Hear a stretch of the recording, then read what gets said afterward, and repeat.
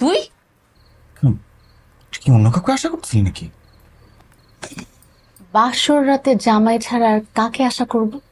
তুই ফেরত যে তোর ভাইকে পাঠাবো। শোন, বাসর ঘরে শুধু জামাই থাকে না, বন্ধু বান্ধবরা থাকে। তুই কি আমার বন্ধু? আমি বউয়ের বন্ধু। আমি তোমার বন্ধুকে ডাকছি। আরে বাবা, আমি স্বেচ্ছায় আসছি তোকে কিছু টিপস দিতে, তোর তো এইসব বিষয়ে এক্সপিরিয়েন্স কম। তা কম, তোর মনে হয় অনেক এক্সপিরিয়েন্স। আমার এক্সপিরিয়েন্স কম হইলেও তোর থেকে একটু বেশি, মানে আমি যেটা বলি শোন, ঠিক আছে? ভাইয়া, কি হলো, কাশি হয়েছে নাকি? কফ সিরাপ দিব? না, ওই মনে হয় একটু ঠান্ডা লাগছে। আরে এই মুহূর্তে অসুস্থ হইলে চলবে? আমি একটু বাইরে থেকে পানি খেয়ে আসি। আরে পানি খাইতে তো বাইরে যেতে হবে কেন? পানি তো ঘরেই আছে। না মানে ওরা একটু গল্প করো, আমি প্রাথমিক বাইরে থেকে আসি। একদম কি বলে এগুলো?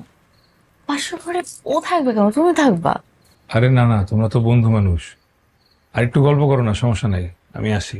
এই আদম, এরকম জ্বালাচ্ছিস কেন? সমস্যা কি? কি চাস? টাকা পয়সা? চালাইতে মজা লাগে, টাকা পয়সা দিয়ে আমি কি করবো? ওর, তুই যাবি নাকি যাবি না বল? বলবি?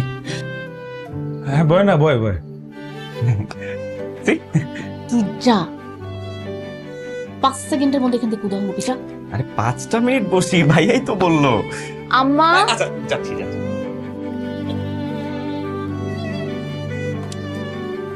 এই এই দৌড়াইস না, ব্যথা পাবি।